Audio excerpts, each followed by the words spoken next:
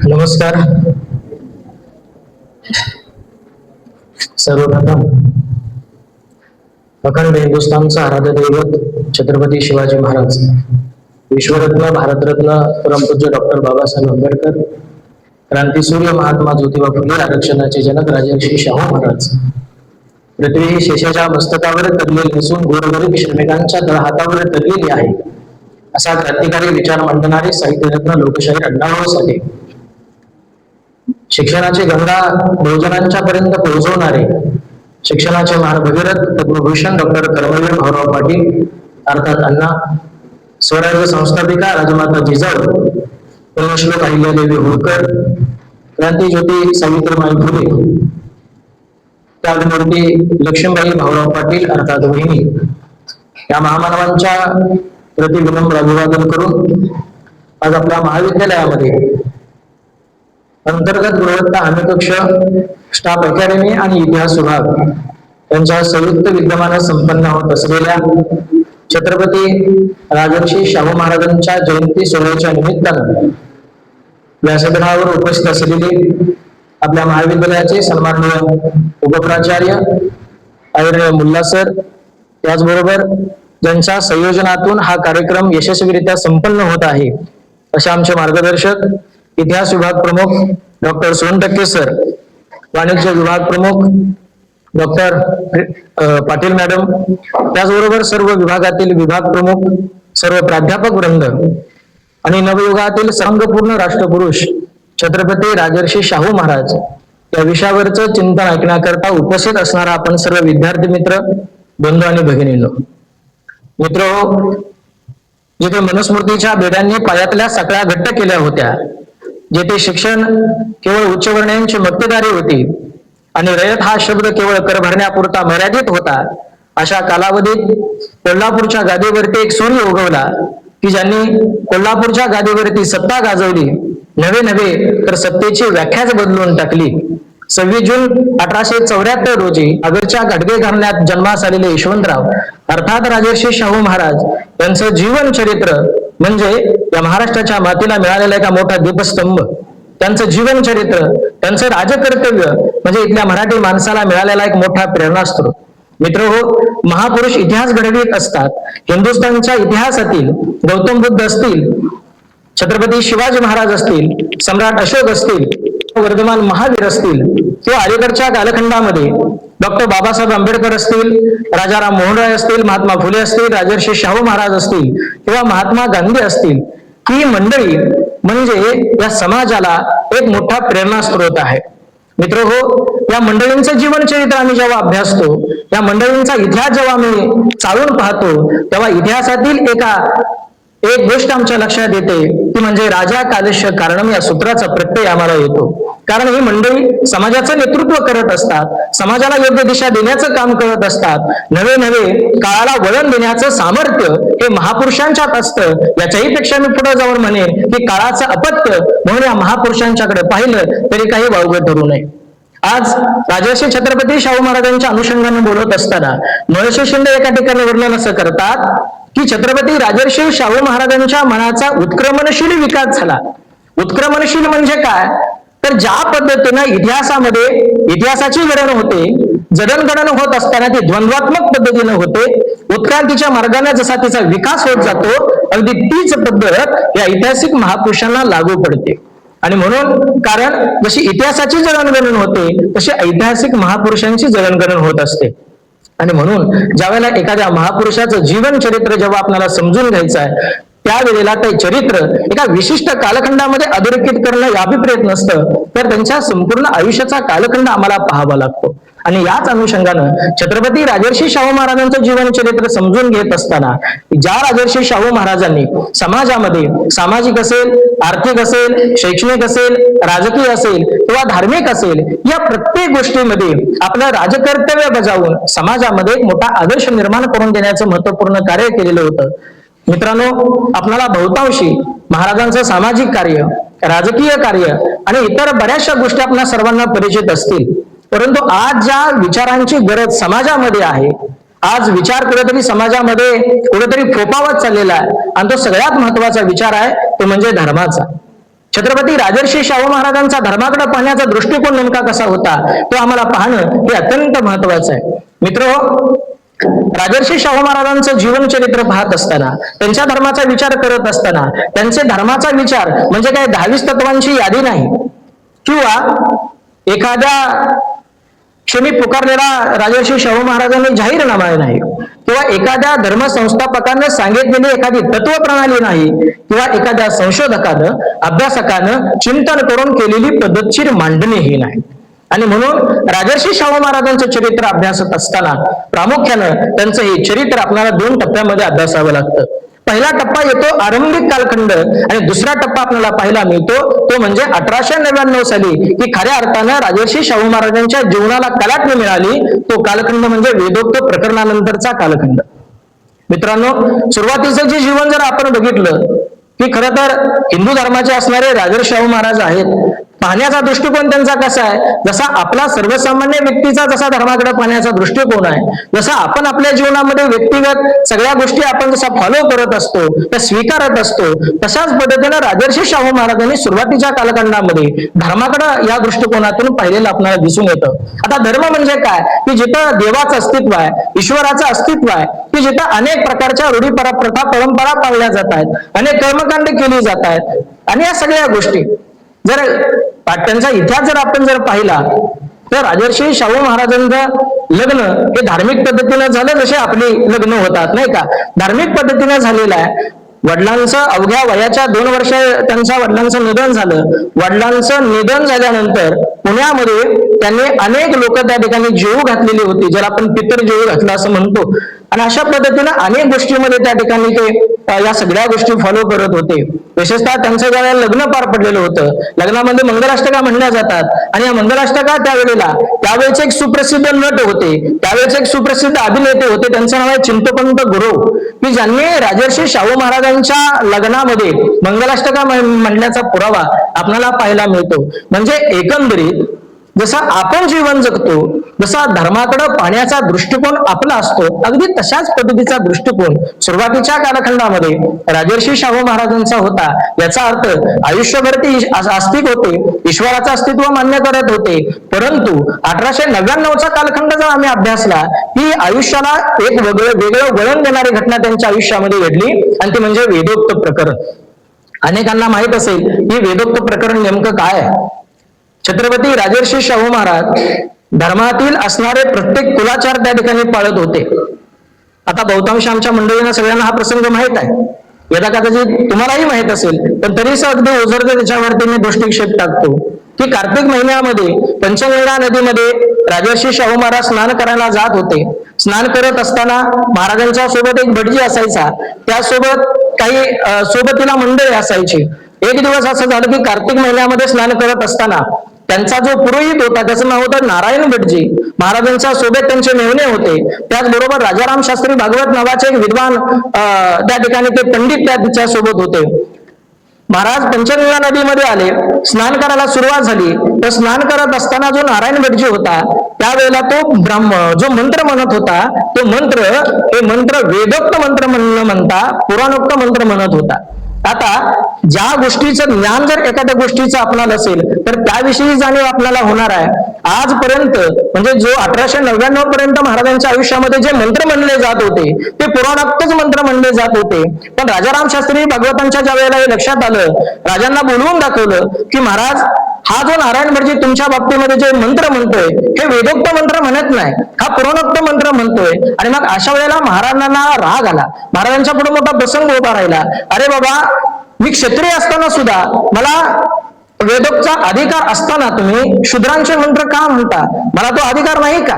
आणि त्यावेळेला नारायण भटजीने दिलेलं उत्तर होतं, अगदी हा प्रसंग किंवा ह्या सगळ्या घटना महापुरुषांच्या बाबतीत अगदी छत्रपती शिवाजी राजांच्या पासून आपण सगळ्या पाहतोय की जिथं क्षत्रियत्व नाहीच झालं, 21 वेळा परशुरामानं पृथ्वी निक्षत्रिय केली आणि त्यामुळे या पृथ्वी तलावरती क्षत्रिय कोणी राहिलेला नाही आणि त्यामुळे क्षत्रियत्व म्हणून घेण्याचा अधिकार कोणाला नाही. या समाजामध्ये या पृथ्वी तलावरती 2 जातावर्ण शिल्लक राहिलेले आहेत, एक म्हणजे ब्राह्मण आणि दुसरा म्हणजे शूद्र. आणि त्यामुळं शूद्रांना वेदोक्त म्हणण्याचा अधिकार नाही. नारायण भटजीनं ज्या वेळेला खुलासा केला त्यावेळेला महाराजांना प्रचंड राग आला. पण रागाचं परिमार्जन करायचं कसं, ही परिस्थिती कशी बदलायची?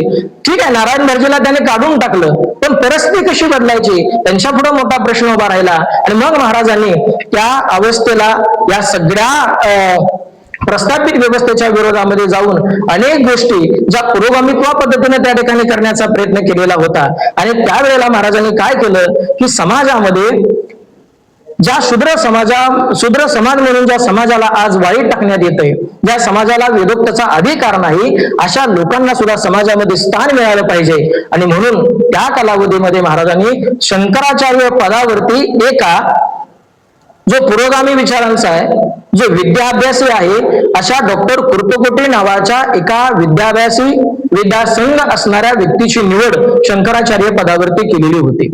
पण काय झालं, शेवटी महाराजांना अभिप्रेत असणारा जो राजकीय व्यवहार होता किंवा त्या पदावरती गेल्यानंतर सर्व धर्म समभाव किंवा लोकांच्या प्रती असणारी जी आत्मनिष्ठा होती, ती आत्मनिष्ठा नंतर कुर्तकोटेने दाखवली नाही. आता याच्यावर पुन्हा काय करायचं, कारण कुर्तकोटे हे सुद्धा ब्राह्मण कुळातील होते, ब्राह्मण होते. आणि मग महाराजांनी निर्णय घेतला की आता शंकराचार्य पदाला आपण दुसरा दुजरा देऊन क्षात्र जगद्गुरु पदाची निर्मिती करायची. आणि मग महाराजांनी क्षात्र जगद्गुरु पदाची निर्मिती केली. आता क्षात्र जगद्गुरु पदाची निर्मिती करायची म्हणलं तर वेदाचा अध्ययन पाहिजे, वेदाभ्यास पाहिजे. वेद अभ्यास असेल तरच तुम्ही काहीतरी करणार आहात, वेदाचं अध्ययन असलं पाहिजे. आणि वेदाचं अध्ययन असलं पाहिजे याचा अर्थ कुठेतरी तुम्हाला ते शिक्षण देणारा वर्ग पण पाहिजे. आणि म्हणून महाराजांनी त्यावेळेला शिवाजी वैदिक विद्यालयाची स्थापना केलेली होती. त्यानुसार त्यांनी छत्रपती वैदिक पंचांग सुद्धा त्या ठिकाणी महाराजांनी निर्माण केलेलं होतं. याच्याही पेक्षा मी पुढे जाऊन सांगेन की राजाराम महाराजांचा राज्याभिषेक हा अब्राह्मण व्यक्तीकडून छत्रपती राजर्षी शाहू महाराजांनी करून घेतलेला होता. आता इथे एक गोष्ट लक्षात घ्या, आपण महाराजांना पुरोगामित्व या संज्ञेनं ओळखतो, तर महाराजांनी क्षात्र जगद्गुरु पदाची निर्मिती केली. त्यावेळेला महाराष्ट्रामध्ये असणारे अनेक पुरोगामी जे विचारवंत होते, ज्यामध्ये अगदी प्रबोधनकार ठाकरे असतील किंवा भास्करराव जाधव असतील किंवा अगदी महर्षी विठ्ठल रामजी शिंदे असतील, की ज्यांनी कडाडून विरोध हा त्यावेळेला छत्रपती राजर्षी शाहू महाराजांना केलेला होता. पण महाराजांनी हे जी काही भूमिका घेतलेली होती, ही भूमिका सामाजिक बंडखोरीची होती. आणि यामुळं प्रामुख्यानं तात्विक विचारामध्ये मतभेद झाले असतील, परंतु त्या ठिकाणी महाराज आपल्या कार्यापासून क्षणभरही त्या ठिकाणी विसंगत झाले नाहीत. मित्रांनो, खरं तर आर्य समाजाचा सुरुवातीपासून प्रभाव हा राजर्षी शाहू महाराजांच्यावरती होता. ब्राह्मण समाजाचा प्रभाव राजर्षी शाहू महाराजांच्यावरती होता. नंतरच्या कालखंडामध्ये सत्यशोधक समाजाचा प्रभावही राजर्षी शाहू महाराजांच्यावरती होता. आणि याच्याही पुढे जाऊन संत तुकाराम महाराजांचा विचार, संत तुकाराम महाराजांचा सुद्धा प्रभाव राजर्षी शाहू महाराजांच्यावरती होता. वेदोक्त प्रकरण झाल्यानंतर महाराजांची इतकी भयानक परिस्थिती झालेली होती की ही परिस्थिती बदलायची कशी, आणि पुरते घायाळ झालेले होते. कारण ज्या वेळेला अचानकपणे तुमच्यावरती काहीतरी असा घाला घातला जातोय, सामाजिक विषमतेचा घाला घातला जातोय, त्यावेळी मला विचलित होतं, काय करावा मोठा प्रश्न निर्माण होतो. आणि अशा कालावधीमध्ये संत तुकोबरायांचा विचार त्यांना या गोष्टीमधून तरुण जातात. तुकोबरायांचा अभंग त्यांना आठवतो. ते म्हणतात आपल्या भाषणामध्ये, बरे झाले देवा कुणबी केलो, नाही तरी दंबे मेलो असतो. किंवा मी राजेपद स्वीकारल्यानंतर मी जे राज्य करायला लागलो, ते राज्य हे नेमकं कशाच्या बळावरती करायला लागलो. मला का वाटतं लोकांच्यासाठी झटावं, का वाटतं चांगलं काहीतरी करावं, का वाटतं लोकांचं कल्याण करावं. या वेळेला 1920 ला जे हुबळीमध्ये भाषण झालेलं होतं महाराजांचं, त्या भाषणामध्ये त्यांनी नमूद करून ठेवलं की मी हे सगळं जे करू शकलो त्याला एकमेव कारण आहे संत तुकाराम महाराज. तुम्ही कसं म्हणाल, तर ते म्हणतात, जे का रंजले गाजले त्याचे म्हणे जो आपले, तोची साधू ओळखावा देव तेथे जाणावा.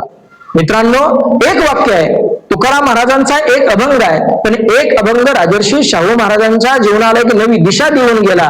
एवढा मोठा प्रभाव राजर्षी शाहू महाराजांच्या वरती असलेला आपल्याला दिसून येतो. काही मंडळी अशी म्हणतील की राजर्षी शाहू महाराज हे ब्राह्मणांच्या विरोधामध्ये होते का?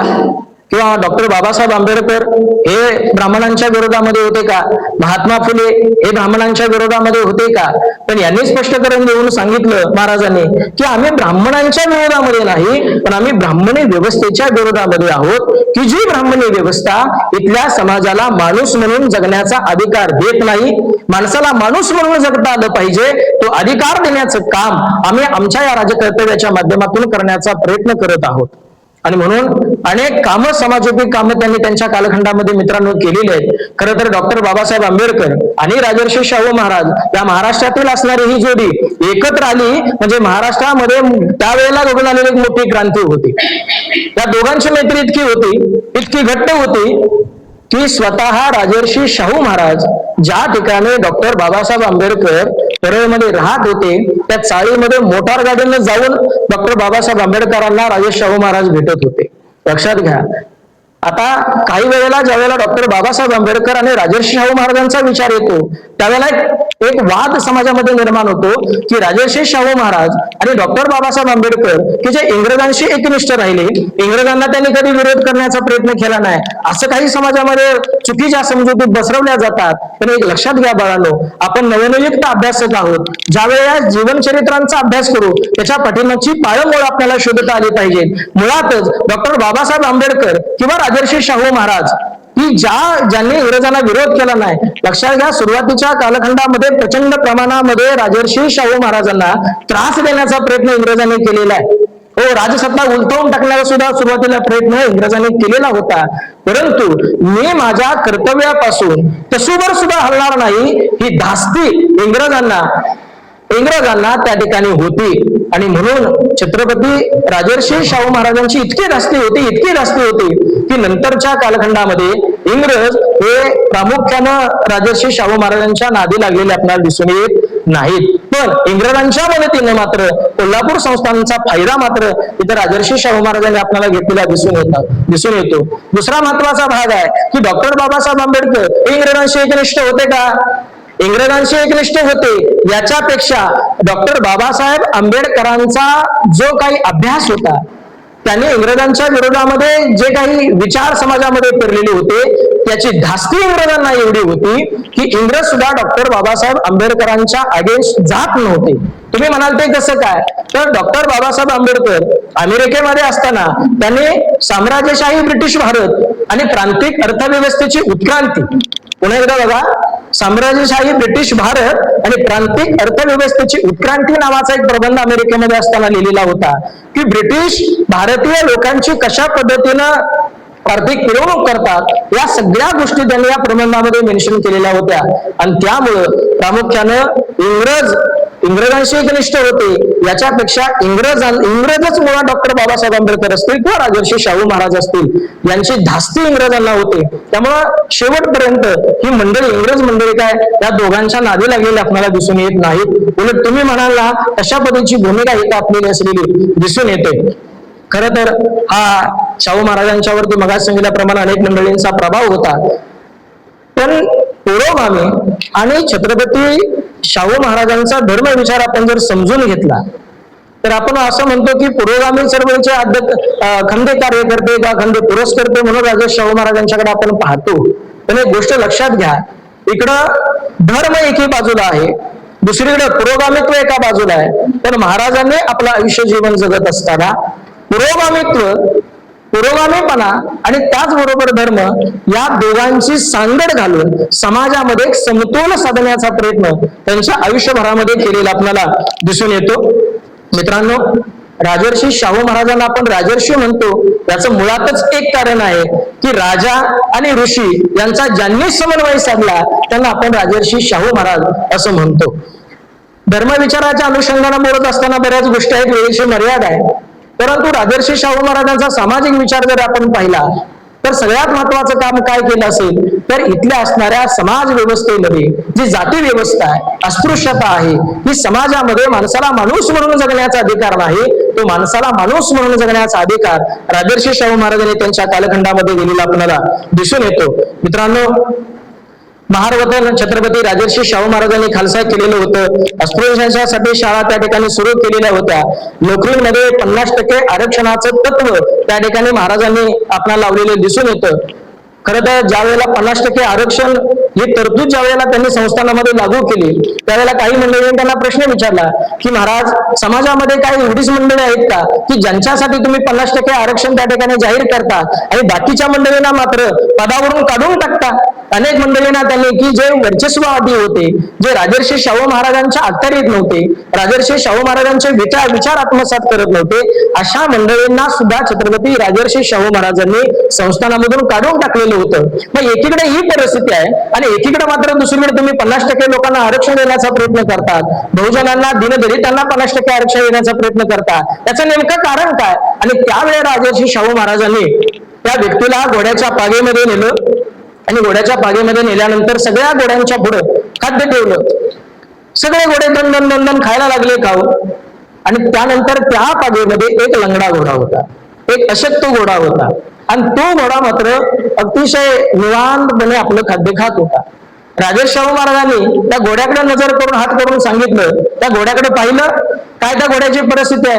बाकीचे घोडे बघा पटापट आपलं खाद्य खाण्याचा प्रयत्न करतात, हा घोडा मात्र निवांत खाण्याचा प्रयत्न करतो. याचा अर्थ काय? तो अशक्त आहे, तो दुबळा आहे. समाजामध्ये अशी अनेक मंडळी आहेत की जी अशक्त झालेली आहेत, दुबळे झालेले आहेत. मग ती कुणामुळे झाली? ती स्वतःमुळे झालेली नाहीत, इथल्या प्रस्थापित व्यवस्थेमुळे झालेली आहेत. आणि व्यवस्था मला मोडून काढायची आहे. जो समाज आज गावाकुसावर राहत होता त्या समाजाला आज मला या ठिकाणी प्रवेश देऊन या समाजामध्ये त्याची एका उंचीला मला नेऊन ठेवायचं आहे. आणि म्हणून इथल्या लोकांना, इथल्या बहुजनांना, इथल्या दलितांना मी आरक्षण देण्याचा प्रयत्न केलेला आहे.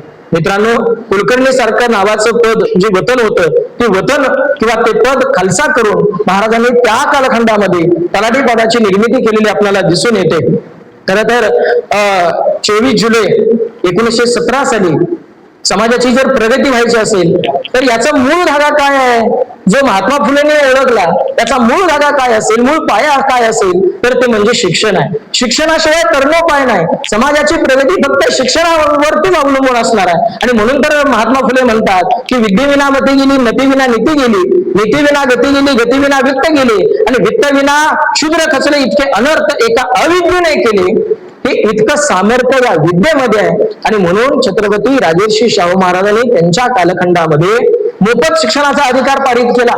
तर मोफत शिक्षणाचा अधिकार नुसता पारित केला नाही, आपल्या संस्थानामध्ये दवंडी पिटवून जाहीरनामा काढून तिथल्या लोकांना सांगितलं की तुमची मुलं जर का शाळेमध्ये आली नाहीत, तुमची मुलं जर का शिकले नाहीत तर तुम्हाला महिन्याला 1 रुपया दंड भरावा लागेल. अहो, कमीत कमी पैशाच्या भीतीपोटी का होईना अनेकांनी आपली लेकरं शाळेमध्ये आपल्याला टाकलेली दिसून येतात. मित्रांनो, अफाट कर्तृत्व असणारा हा राजा आहे. किती बोलावं त्यांच्याविषयी खूप कमीच आहे, पण अगदी धावत्या गतीमध्ये त्यांचा एक थोडक्यात भाग आवडतो. आणि या ठिकाणी मी थांबणार आहे, कारण संयोजकांनी मला काही वेळेची मर्यादा दिली आहे. त्या मर्यादेचा मी भंग करणार नाही आणि तुम्हालाही पुढे जायचं आहे. मित्रांनो, 24 जुलै 1917 साली ज्या वेळेला मोफत शिक्षणाचा कायदा पारित केला त्याचं इम्प्लिमेंटेशन खऱ्या अर्थानं 2002 मध्ये झालं. 2002 साली म्हणजे भारत देश स्वतंत्र झाल्यानंतर ज्या वेळेला 86वी घटना दुरुस्ती झाली, जी 2002 साली झाली, या 86वी घटना दुरुस्तीनुसार कलम 21 नुसार मोफत शिक्षणाचा अधिकार इथल्या महाराष्ट्र शासनानं भारतामध्ये लागू केला. त्याचबरोबर शिक्षणाचं याची इम्प्लिमेंटेशन खऱ्या अर्थानं किंवा तिची अंमलबजावणी झाली ती 2010 पासून झालेली आपल्याला दिसून येते. 1896च्या कालखंडामध्ये समाजामध्ये कोल्हापूर संस्थानामध्ये ना एकूण भारतामध्ये प्लेगची साथ पसरलेली होती. आणि या प्लेगच्या साथीचा प्रादुर्भाव दूर करायचा असेल तर काय करावं लागेल? जसं तुम्ही कोरोनाचा कालखंड अभ्यास केलाय, ज्या वेळेला कोरोना आमच्या भारतामध्ये आला त्यावेळेला बातमी ज्या वेळेला आम्ही टीव्ही वरती पाहत होतो त्यावेळेला आम्हाला एकच बातमी तिथे दिसायची की प्रत्येक गावागावामध्ये क्वारंटाईन केंद्र उघडलेले आहेत. ही क्वारंटाईन संकल्पना कुणाची आहे? ही क्वारंटाईन संकल्पना छत्रपती राजर्षी शाहू महाराजांची आहे. की ज्या वेळेला समाजामध्ये, भारतामध्ये आणि महाराष्ट्रामध्ये प्लेगची साथ पसरलेली होती, राजर्षी शाहू महाराजांना असं वाटलं की जी मंडळी कोल्हापूर संस्थानामध्ये येतात, साहजिकच ती इतर प्रांतातून कोल्हापूर संस्थानामध्ये येणार आहेत, चुकून त्यांना जर लागण झाली तर कोल्हापूर संस्थानामध्ये अनेक लोकांना लागण होऊ शकते. किंवा कोल्हापूर संस्थानातला एखादा व्यक्ती बाहेरच्या संस्थानामध्ये जाणार आहे, तो तिथून गेल्यानंतर सुद्धा तो लागण घेऊन सुद्धा येऊ शकतो. ही सगळी परिस्थिती कोरोनाच्या कालखंडामध्ये आपण पाहिलेली आहे.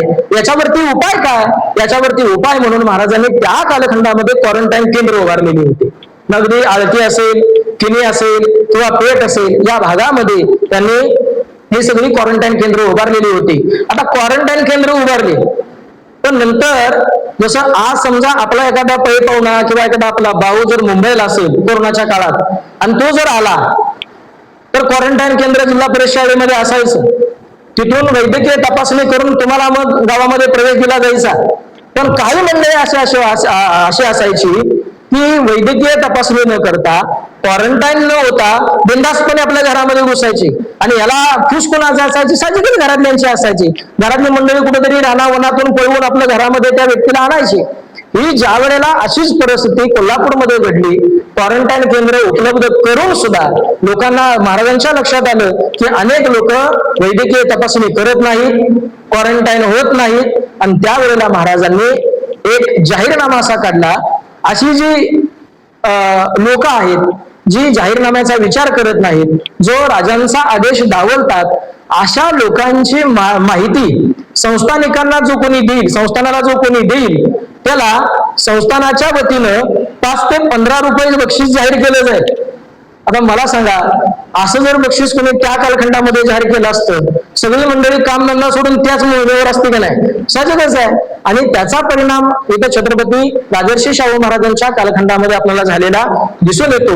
म्हणजे दूरदृष्टी किती असावी. फक्त जाहीरनामा काढला, त्याचं इम्प्लिमेंटेशन केलं, एवढ्यावरती मर्यादित न राहता ते समाजापर्यंत पोहोचलं पाहिजे, ते मुळापर्यंत गेलं पाहिजे. हा विचार राजकर्तव्य बजावत असताना राजर्षी शाहू महाराजांनी इथं आपल्याला या कोल्हापूर संस्थानामध्ये पेरलेला दिसून येतो. मित्रांनो, 1895 चा कालखंड असेल किंवा 96, 97, 98 या कालखंडामध्ये महाराष्ट्रामध्ये मोठ्या प्रमाणामध्ये दुष्काळजन्य परिस्थिती निर्माण झालेली होती. मोठ्या प्रमाणामध्ये दुष्काळ पडलेला होता. साहजिकच ज्या वेळेला दुष्काळ पडतो, अन्नधान्यांचं उत्पादन वाढत नाही. बरेचसे विद्यार्थी इकॉनॉमिक्सचे असतील तर तुमच्या गोष्टी लक्षात येईल. ज्या वेळेला एखाद्या वस्तूचं उत्पादन होत नाही, त्यावेळेला त्या वस्तूचा पुरवठा बाजारपेठेमध्ये कमी होतो. आणि एकदा का वस्तूचा पुरवठा बाजारपेठेमध्ये कमी झाला की वस्तूची किंमत वाढते. हा इकॉनॉमिकचा सिद्धांत आपल्या सर्वांना माहित आहे. आणि त्यामुळे महाराजांच्याही गोष्ट लक्षात आली, किमती प्रमाणाच्या बाहेर वाढू लागलेल्या होत्या. आता किंमत समतोल कशी ठेवायची, हे राजर्षी शाहू महाराजांच्या पुढे हा मोठा यक्ष प्रश्न होता. कारण पुरवठा कमी होऊ लागला, दुष्काळासारखी परिस्थिती निर्माण झालेली आहे, अनेक प्रश्न आवासून होत आहेत, यातून सोडवणूक कशी करायची. आणि त्यावेळेला राजर्षी शाहू महाराजांनी जे व्यापारी वर्ग होता, त्या व्यापारी वर्गांची एकदा बैठक बोलवली. व्यापार वर्गाला ठणकावून सांगितलं की वस्तूंच्या किमती अजिबात वाढवायच्या नाहीत. एकंदरीत तुम्हाला यदा कदाचित नफा कमी झाला तरी चालेल, अतिशय जास्त नफ्याचा विचार या कालखंडामध्ये तुम्ही करू नका. नव्हे तर याच्याही पुढे जाऊन या व्यापारी वर्गाला राजर्षी शाहू महाराजांनी सांगितलं, जर तुम्हाला तोटा सहन करावा लागला तरी बेहत्तर, पण लोकांच्या अन्नधान्यासाठी वस्तूंच्या किमती वाढवू नका, लोकांच्या आरोग्याशी खेळू नका, लोकांच्या गरजेशी खेळू नका. म्हणजे साहजिकच आहे, आज बाजारामध्ये वस्तूचा पुरवठा कमी झाला की वस्तूची किमती अव्वाच्या सव्वा वाढते आणि त्याचा फायदा हा व्यापारी वर्गाला त्या ठिकाणी होत असतो. आणि म्हणून महाराजांनी व्यापाऱ्यांना त्या ठिकाणी गाठलेलं होतं. लक्षात घ्या, व्यापारामध्ये तोटा झाला तर तुम्ही तो तोटा राजदरबारामध्ये भरवून घ्या. तुम्हाला जो काही तोटा सहन करावा लागला असेल तो तोटा तुम्ही संस्थानाकडून घ्या, संस्थान तुम्हाला द्यायला तयार आहे. म्हणजे अशा पद्धतीची भूमिका त्या कालखंडामध्ये राजर्षी शाहू महाराजांनी घेतलेली आपल्याला दिसून येते. याच दुष्काळाच्या कालखंडामध्ये या शेतकऱ्याचा असणारा सगळ्यात महत्वाचा भाग आहे ते म्हणजे त्याचं पशुधन. पशुधन जगलं, दुभती जनावरं जगली तर तो शेतकरी जगणार आहे. अनेकांची पोटं या प्राण्यांच्या वरती आहेत, या गुराढोरांच्या वरती आहे. ही गुराढोरं जगली पाहिजेत. मग नेमकं काय करायचं? आणि म्हणून राजर्षी शाहू महाराजांनी या जे काही वैरण वगैरे असतो, हा सगळा चारा वगैरे आहे, तो चारा त्या ठिकाणी कमी किमतीमध्ये लोकांना विकण्याचा प्रयत्न केला. याच्याही पुढे जाऊन महाराजांनी असा एक विचार केला की समजा तुमच्या भागामध्ये चाराच उपलब्ध होत नसेल आणि आता तुमची जनावरं चारा विना मरू पाहतायत, त्यांचा सांगाडा एक झालेला आहे. अशी जर परिस्थिती तुमची असेल, तुम्हाला ती जनावरं पोसणं शक्य होत नसेल, तुम्ही एक काम करा, तुमची जनावरं संस्थानाकडे पाठवून द्या. संस्थान तुमच्या जनावरांचा सांभाळ करायचा प्रयत्न करेल. आणि भविष्यामध्ये तुम्हाला असं वाटलं की आमच्याकडे आता चारा मुबलक प्रमाणामध्ये उपलब्ध झालेला आहे, आम्ही आता चारा आमच्या जनावरांना घालू शकतो, अशी जर परिस्थिती निर्माण झाली, तुम्ही तुमची जनावरं कोणताही मोबदला न देता तुम्ही परत तुमच्या घरी घेऊन जाऊ शकता. म्हणजे किती दूरदृष्टीचा राजा, किती लोककल्याणकारी राजा असलेला आपल्याला दिसून येतो. दुष्काळाच्याच परिस्थितीत सगळ्यात महत्वाची घटना या कालखंडामध्ये घडून गेलेली होती की दुष्काळाच्या कालखंडामध्ये जो मजूर वर्ग होता, तो मजूर वर्ग आपल्या लहान लेकरांना सोबत घेऊन यायचा. तुम्ही सुरुवातीला अगदी आपल्या आता सगळं हे मशिनरी आल्या म्हणून, अत्याधुनिक साधनं आली म्हणून, पण सुरुवातीच्या कालखंडामध्ये जर रस्त्याचं काम जर करायचं म्हणलं तर कर्नाटकातून काही मंडळी इथं महाराष्ट्रामध्ये यायची, रस्त्याच्या कडेला दगड फोडायची आणि ती रस्ता करायची. दुष्काळाच्या कालखंडामध्ये अशा अनेक मंडळी त्या कालखंडामध्ये काम करायची. आणि ही सगळी मंडळी काम करत असताना त्यांची जी लेकरं बाळ आहेत, ती लेकरं बाळ मात्र उन्हातानामध्ये तशीच खेळत राहायची. एकतर 2 वेळचं अन्न मिळणं मुश्किल आहे आणि दुसरीकडे त्या मुलांना कुठल्याही प्रकारचा निवारा नाही. महाराजांनी फेरफटका मारत असताना ही गोष्ट महाराजांच्या लक्षात आली आणि मग महाराजांनी त्यावेळेला संस्थानामध्ये जाहीरनामा काढला की संस्थानामध्ये दुष्काळामध्ये जो मजूर वर्ग काम करतोय, की ज्यांची लेकरं उन्हातानामध्ये खेळत बसतात, ही जी लेकरं आहेत त्या लेकरांच्यासाठी एखादा निवारा आपण सुरू करावा. नुसता निवारा सुरू करायचा नाही, त्यांच्या अन्न पाण्याची सोय करावी. अन्न पाण्याची ही सुद्धा सोय करायची नाही, तर त्या लेकरांचे दिवसभर संरक्षण करण्याकरता, त्या लेकरांना मायेचा घास भरवण्याकरता, त्या लेकरांना मायेची ऊब मिळावी याकरता तत्कालीन कालखंडामध्ये महाराजांनी आयांची सुद्धा नेमणूक त्या कालखंडामध्ये केलेली आपल्याला दिसून येते. असा असणारा हा युग प्रवर्तक लोककल्याणकारी राजा, ज्या राजाविषयी बोलावं तेवढं खूप कमीच आहे, वेळेची मर्यादा आहे, म्हणून या ठिकाणी थांबतो. शेवटी हा जगाचं कल्याण करणारा, या कोल्हापूर संस्थांचं कल्याण करणारा आणि जगाला आदर्श असणारा हा राजा 6 मे 1922 साली या महाराष्ट्राच्या मातीला पोरका झाला. या राजाला विनम्र अभिवादन करतो. संयोजकांनी मला बोलण्याची संधी दिली त्याबद्दल त्यांचं मनपूर्वक आभार व्यक्त करतो आणि या ठिकाणी मला तुम्ही सहन केलं त्याबद्दल तुम्हालाही धन्यवाद देतो आणि माझ्या वाणीला पूर्णविराम देतो. जय हिंद, जय महाराष्ट्र, जय कर्मवीर.